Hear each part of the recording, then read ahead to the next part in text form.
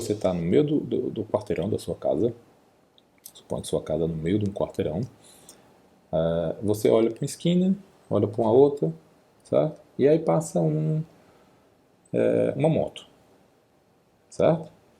Claro, moto é um objeto que tem volume, mas a gente vai imaginar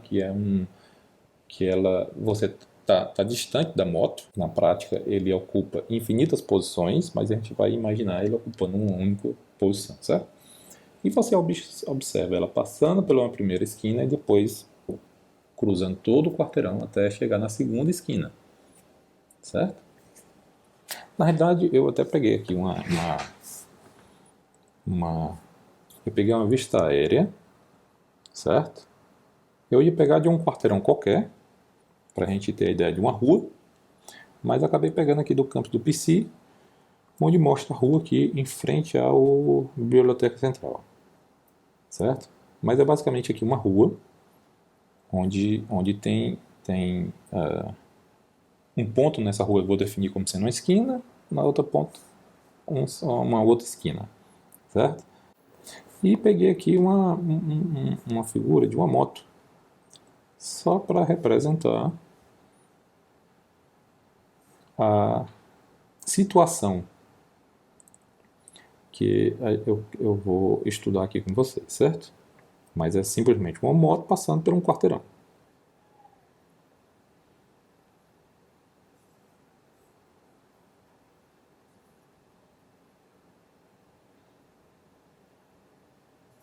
Ok? Muito bem.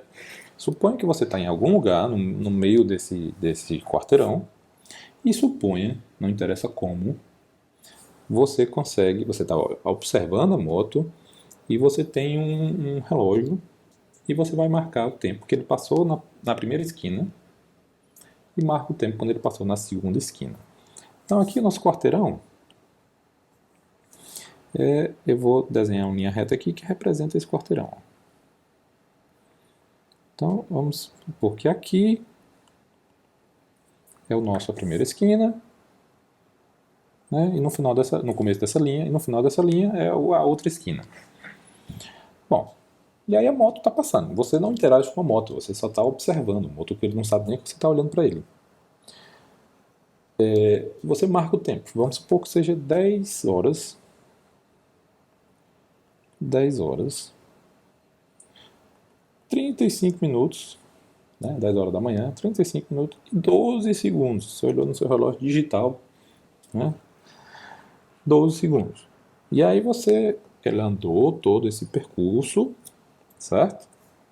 Quando ele chegou naquela outra esquina, você percebeu que seu relógio estava marcando 10 horas, 35 minutos e, vamos supor, 52 segundos, certo? Ou seja, tem um tempo aqui, um intervalo de tempo, a gente pode chamar isso de delta t, um intervalo de tempo, de que?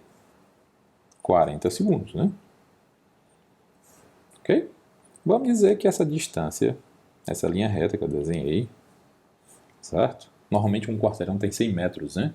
Mas como eu estou pegando aqui peguei o exemplo, né, a imagem da rua aqui da biblioteca do PC, que é um pouco, que eu imagino que tem com certeza mais que um quarteirão, então com certeza mais de 100 metros. Vamos supor que a distância também não vai ser importante, mas vamos pegar aqui, vamos supor que essa distância dessa linha reta que eu desenhei, que representaria um quarteirão bem grande, 200 metros. Certo? Vamos supor que essa distância é de 200 metros. Então, no início desse percurso, você olhou no relógio, estava 10 horas, 35 minutos, 12 segundos. Quando ele terminou esse percurso de 200 metros, 10 horas, 35 minutos, 52 segundos. Né? Então, o que você percebe? Você percebe que a moto percorreu 200 metros em 40 segundos. É isso que você observa. Ok? Você percebe outras coisas também, certo? Você percebe, por exemplo, que usar o relógio, certo? Por isso que eu falei relógio digital, porque o fenômeno que você está observando aqui é da ordem de segundos. Então, seria você usar um relógio analógico, né, com ponteiro, seria um pouco complicado. Você percebe que você estivesse usando um cronômetro e no momento que a moto passa na primeira esquina, você começa a rodar o cronômetro e termina de rodar o cronômetro. Quando ele termina o percurso, certo? O resultado é para ser o mesmo, certo? Então, a primeira coisa que você percebe é que você poderia estar usando outras ferramentas. Então, ao invés de um relógio, um cronômetro, certo? Isso é importante? Bom, para fazer o experimento, sim, é importante, certo? Para cá, não. Porque para cá a gente pode imaginar que você, de alguma forma, marque isso, saiba a distância da moto, sabe a posição da moto e sabe medir o tempo que ela percorreu, certo? Mas é importante ambientar nessa situação que a gente está considerando aqui, né, de uma forma mais precisa. Muito bem, então a gente sabe que, que o motoqueiro percorreu 200 metros em 40 segundos. E aí, como é que eu defino? Agora sim a gente vai definir uma variação temporal pela primeira vez aqui. Eu vou pegar essa distância que ele percorreu, que é o que? É a variação na posição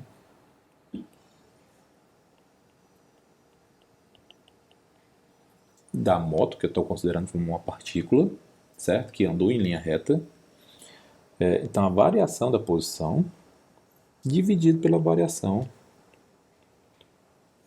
no tempo. Isso é o famoso ΔX, em cima, variação na posição, sobre ΔT, que eu sei quanto é, né? Que é o 200, ΔX é o 200, e o ΔT é 40 segundos, 200 metros, ΔT. Muito bem, essa definição, isso aqui é a variação temporal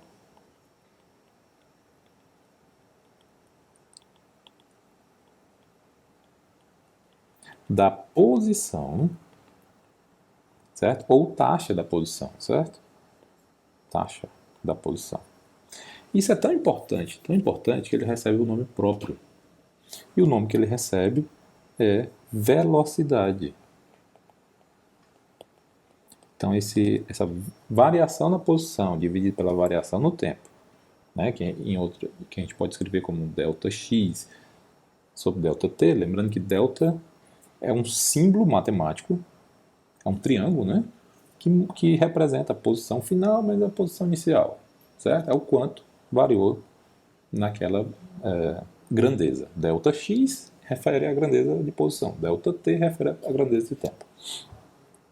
Então isso aqui é tão importante que recebe um nome próprio chamado velocidade.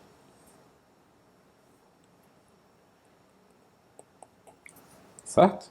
Então nesse caso, que eu vou chamar simplesmente de V, nesse caso essa velocidade, ó, ΔX sobre ΔT, é quanto? 200 metros sobre 40 segundos. Se você dividir 200 por 40, você tem 5. E a unidade? Metro sobre segundo, ou metro por segundo. Essa é a velocidade da moto ao percorrer esses 200 metros. Bom, essa unidade está sendo em metro por segundo, que é a unidade do SI. Metro por segundo é a nossa unidade por SI. Eu vou fazer uma coisa, eu vou transformar esse metro por segundo em quilômetro por hora. Como é que eu transformo, então, metro por segundo para quilômetro por hora ou vice-versa? Certo? As duas são unidades são unidades de velocidade, né? Então, a gente 1 quilômetro, por exemplo, 1 quilômetro por hora é 1 quilômetro dividido em uma hora, ou seja, alguma coisa que percorreu 1 quilômetro, certo? É o ΔX, e gastou um ΔT de 1 hora por isso, dividido por 1 hora. Isso aqui é a mesma coisa que 1 km sobre H, que é 1 km por hora. A gente viu, né, quando a gente estudou grandezas físicas e unidades físicas, os prefixos, né? Então, quilograma, isso aqui nada mais é do que 1000 metros. Desculpa, não é quilograma, é quilômetro. 1 quilômetro por hora, certo? 1 quilômetro é 1000 metros. Então, isso aqui eu posso botar 1000 metros. Como é 1 quilômetro, então isso aqui é 1000 metros. 1 hora. certo? Eu quero transformar isso em segundo. 1 hora dá 60 minutos. 1 hora é igual a 60 minutos. 1 minuto é igual a 60 segundos. Então, isso aqui é 60 vezes 60 segundos. 1 hora é 3.600 segundos. Então, aqui embaixo, 1 km/h é 1.000 metros sobre 1 hora. 1 hora é 3.600 segundos. Isso aqui é 1 sobre 3,6 metros por segundo. Então, eu tenho a seguinte relação aqui, ó. 1 km/h é igual a 1 sobre 3,6 metros por segundo, certo? Ou 1 metro por segundo igual a 3,6 km, né, por hora.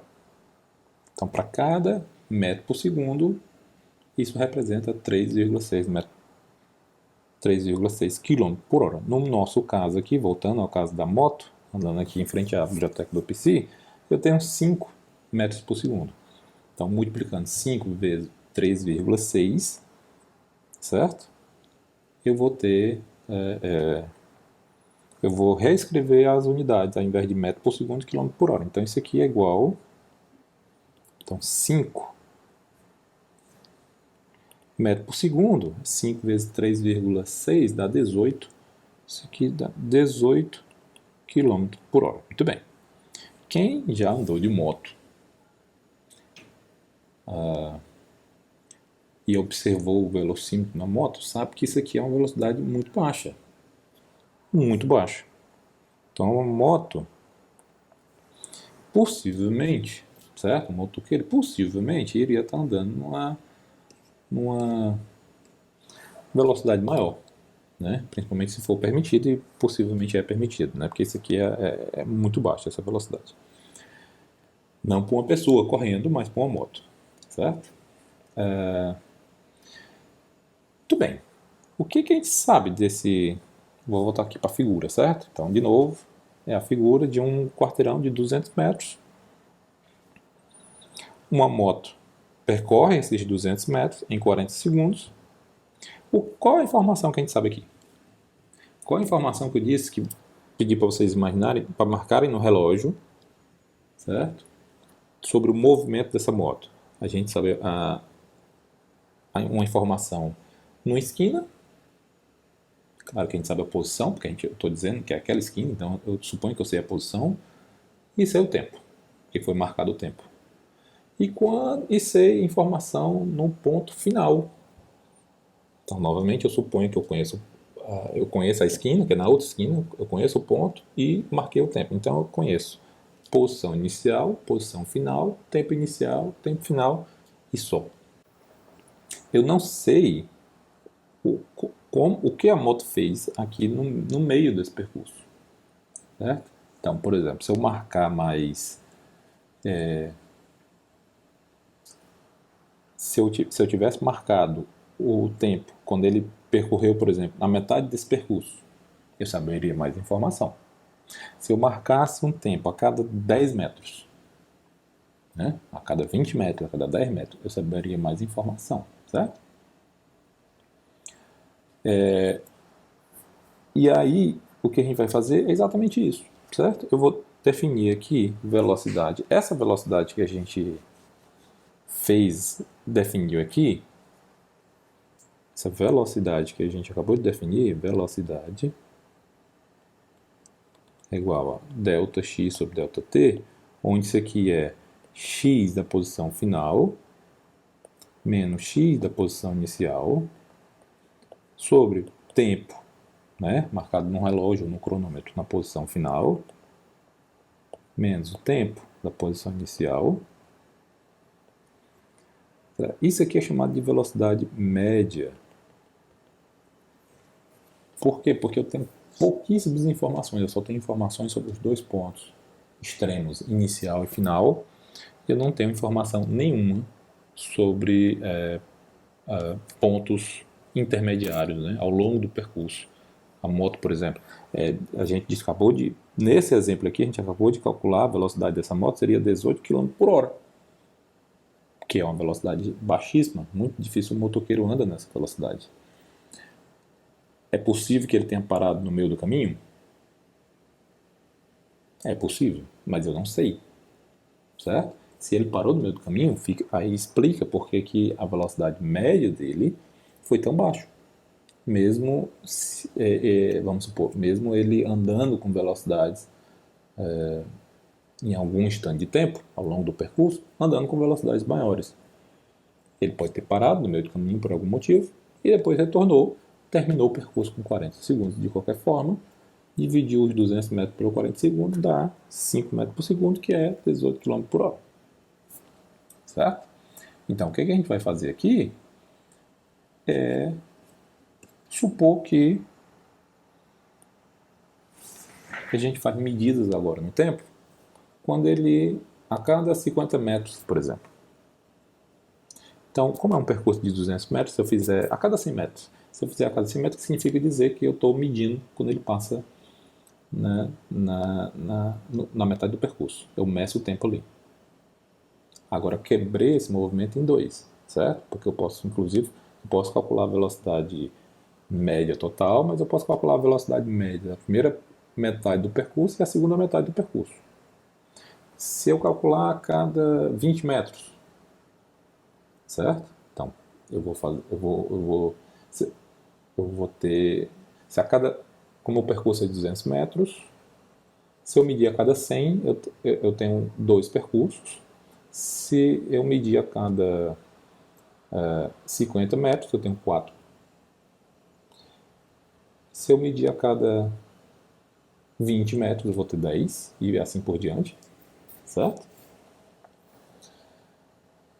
E eu posso imaginar, mas veja, mesmo quando eu meço o tempo a cada 20 metros, eu posso calcular 10 velocidades médias, certo? Eu vou ter mais informação sobre o que aconteceu com o movimento dessa moto ao longo do percurso, se ele parou, certo? Ou se ele realmente veio com velocidade muito baixa, né? Ou se ele andou rápido e depois parou. Então eu vou ter mais informação, mas 10 pontos ainda pode ser pouco, certo? Eu posso imaginar que a cada metro eu meço o tempo no relógio, né? A cada metro que essa moto anda, eu meço o tempo no relógio. Então vou ter 200 informações aí, né? Ou pelo menos informação sobre 200 pontos diferentes.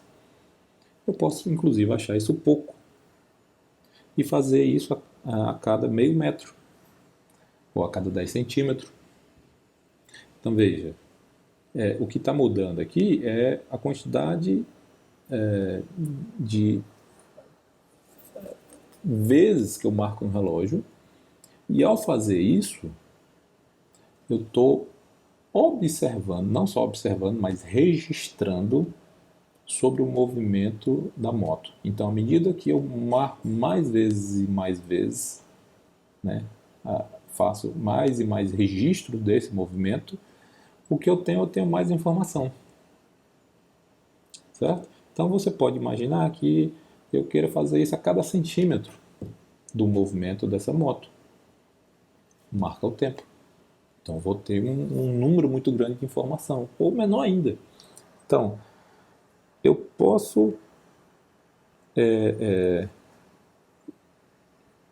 agora definir, certo? Velocidade. Vocês vão ver aqui que a velocidade, ela na realidade é a mesma definição, certo? Só que para uma variação muito pequena. Então, não esperei uma variação nem no x, nem no tempo muito grande, é uma variação muito pequena. Mas a velocidade ainda é definida por variação na posição dividido pela variação por tempo. Isso nunca muda, certo? O que muda é que eu posso querer medir isso mais e mais vezes com a precisão maior. Então, quando eu faço o cálculo dessa velocidade, onde a velocidade é igual a ΔX sobre ΔT, e faço esse ΔT certo? Ou seja, o quanto eu vou esperar para medir de novo o tempo, ou então a posição, certo? Porque veja, eu posso esperar ele andar 1 centímetro e marcar o tempo, ou posso esperar passar 1 segundo e marcar a posição, tanto faz, certo? Aqui é quando esse ΔT é muito pequeno. Se ΔT, matematicamente a gente escreve, quando a gente quer dizer que esse ΔT é muito pequeno, a gente escreve ΔT e na frente dele uma seta, que significa dizer que ele é muito pequeno. Seta, claro, eu tenho que colocar um zero na frente. Então, como é que eu leio essa informação aqui? Ó? ΔT seta zero, certo? Não é igual a zero. Não é ΔT igual a zero, porque senão significa que ele não se moveu, né? Ele não, ou pelo menos eu não marquei nenhum o relógio nenhuma vez, provavelmente porque ele não se mexeu. Então isso aqui não é igual a zero, mas a seta significa que ele é próximo de zero. Então ele é acima de zero, mas não é zero, certo? Então, a diferença dessa definição aqui da velocidade média para essa velocidade, que eu vou chamar agora de velocidade instantânea, certo? É que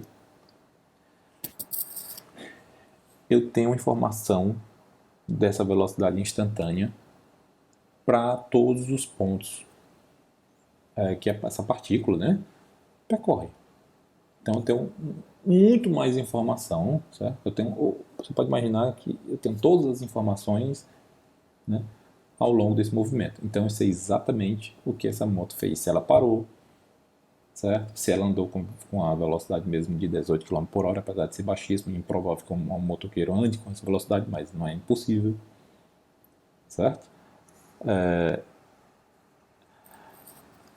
Então eu posso definir essa velocidade, veja, matematicamente é a mesma coisa. Variação na posição dividido pela variação no tempo.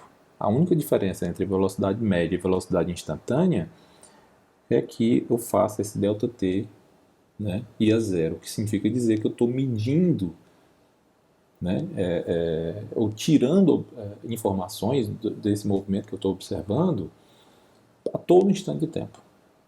E para distinguir entre essas duas formas de velocidade, ou seja, para deixar claro que eu estou medindo uma velocidade instantânea e não uma velocidade média, eu mudo uma simbologia aqui. Então, ao invés de escrever a velocidade como ΔX sobre ΔT, porque isso seria a velocidade média, veja, o delta, eu já falei para vocês, o delta é um símbolo, certo? É um símbolo. Eu coloco um delta na frente de um x e isso aqui me diz que isso aqui não é um valor, um único valor, mas é uma subtração entre dois valores. Um x final menos um x inicial, quando eu boto um delta na frente de um x. Mesma coisa um delta na frente de um t. Certo? Então eu vou trocar essa simbologia, vou deixar de usar o delta e vou usar outro símbolo. E o símbolo que a gente usa é simplesmente um d.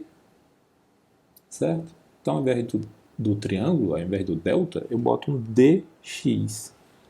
De novo, esse dx não é um único número, não é simplesmente um valor de x, mas é uma subtração entre dois valores de x. Só que já usando essa simbologia, fica claro para quem está lendo que eu estou definindo ou usando a definição da velocidade instantânea e não a velocidade média. Então, mesma coisa por tempo. dx sobre dt. Certo? dt. Então, onde tinha esse triângulo, que é o delta, eu escrevo agora um d. dx sobre dt. Isso aqui é minha velocidade instantânea. Certo? Vocês vão aprender quando fizerem cálculo. E eu posso falar isso em alguma aula, talvez na próxima aula, vou falar um pouco mais sobre isso, que essa operação matemática, certo? Tem um nome. Isso aqui se chama derivada.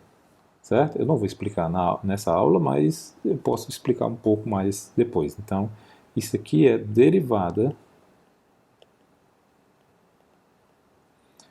da posição, né, com relação ao tempo. Então, velocidade instantânea de uma determinada partícula, um determinado objeto, que ocupa uma única posição no espaço, certo? A velocidade é um x final menos um x inicial, dividido por um t final menos t inicial, mas quando esse ΔT vai a zero, eu uso simbologias diferentes, e isso aqui eu digo que é uma derivada da posição em relação ao tempo. Quando a gente fizer gráficos, eu vou explicar a derivada a partir de gráficos, que vai ficar bem simples, certo? Vocês vão ver que nada mais é do que uma tangente derivada. Ok? Então aqui são duas formas de eu definir variação temporal da posição, que é o que a gente chama de velocidade. Então, eu posso definir uma maneira onde eu tenho poucas informações, eu posso definir outra maneira onde eu tenho todas as informações possíveis. Então, eu estou supondo que não... Veja, eu não sei como eu obtive essas informações, eu estou só supondo que eu tenho essas informações. Pode ser, no caso do exemplo de uma moto andando e uma pessoa observando e marcando no relógio, é uma pessoa, imagine uma pessoa que consegue marcar no relógio instantes de tempo, né, muito próximo a cada instante de tempo. Ah, quanto instante de tempo? Pode ser um segundo, pode ser a cada segundo, a cada meio segundo, a cada microsegundo, um milésimo de segundo, né? Na realidade, para que isso aqui seja velocidade instantânea, uma pessoa possivelmente não consegue medir todas as informações possíveis. Mas eu estou imaginando aqui que eu suponho que eu tenha essa informação. Ok?